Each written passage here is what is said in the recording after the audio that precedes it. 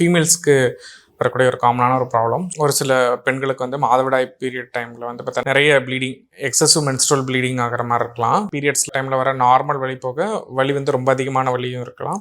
Periods டைமில் மட்டும் இரத்த கசிவு ஏற்படாமல் இன்பிட்வீனும் இரத்த கசிவு ரொம்ப ஏற்பட்டு பேஷண்ட்க்கு ஹீமோக்ளோபின்லாம் குறைஞ்சு அதனால அவங்களுக்கு ரத்த சோகை ஏற்பட்டு ஜென்ரலாகவே ரொம்ப டயர்டாக இருக்க மாதிரி ஃபீல் பண்ணலாம்.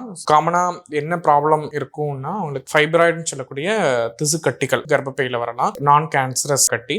ஸோ ஃபைப்ராய்டுன்னு வந்துட்டாலே வந்து அதுக்கு சர்ஜரி பண்ணி கர்ப்பப்பையை முழுசும் ரிமூவ் பண்ணணும்னு அவசியம் இல்லை. சில டெக்னிக்ஸ்லாம் இருக்குது. ஒரு ஃபைப்ராய்டு கட்டி சிங்கிளாக தான் இருக்குது, ஆனால் அது சிம்டம்ஸ் காஸ் பண்ணுது அப்படின்னா மயோமெக்டமி கூட பண்ணிக்கலாம். அது ஒரு சின்ன சர்ஜிக்கல் ப்ரொசீஜர். அதை தவிர்த்து ஓப்பன் சர்ஜரியே பண்ணாமல் ஏதாவது பண்ண முடியுமா அப்படின்னு பார்த்தோம் அப்படின்னா இன்டர்வென்ஷன் ரேடியாலஜி முறையில் யூட்ரைன் ஆர்டரி எம்பலைசேஷன் பண்ண முடியும். ஸோ அது என்ன அப்படின்னா இந்த கர்ப்பப்பை இந்த திசுக்கட்டிகளுக்கு போகக்கூடிய அதிக அளவுமான ரத்த போக்கை வந்து ஒரு மைக்ரோ கத்தீட்டர் மூலமாக ஒரு சின்ன ஒரு டியூப் மூலமாக தொடையிலையோ இல்லை மணிக்கட்டு வழியாகவும் அணுகி மருந்து துகள்களை செலுத்துறது மூலமாக அந்த திசுக்கட்டிகளுக்கு போகக்கூடிய அதிக அளவான ரத்தத்தை குறைச்சி அந்த கட்டிகளை வந்து வளர விடாம தடுக்க முடியும். அது மூலமா பேஷண்ட்டுக்கு வந்து சிம்டம்ஸ் இந்த ஹெவி மென்ஸ்ட்ரல் ப்ளீடிங்கு, ஃபைப்ராய்டு இருக்கிறதுனால பேஷண்ட்டுக்கு அடிக்கடி யூரின் போகக்கூடிய ப்ராப்ளம், ஹீமோக்ளோபின் அளவு கம்மியாகிறத தடுத்து அவங்களோட குவாலிட்டி ஆஃப் லைஃபை வந்து மீட்டு தர முடியும் ஓப்பன் சர்ஜரிலாம் எதுவுமே பண்ணாமலே. இதனால அட்வான்டேஜஸ் என்னன்னா பேஷண்ட் வந்து இது டே கேர் ப்ரொசீஜரா பண்ணிக்கலாம். கையில இருக்க ரத்த குழாய் வழியாக பண்றதுனால வந்து பார்த்தீங்கன்னா அன்னைக்கு அவங்க வீட்டுக்கு திரும்ப முடியும். அவங்களோட ரொட்டீன் ஆக்டிவிட்டீஸை வந்து அவங்க பண்ணிக்கலாம். அனஸ்தீசியா எதுவும் தேவையில்லை. ஸோ டே கேர் ப்ரொசீஜராகவே பண்ணிக்கலாம். தேங்க்யூ.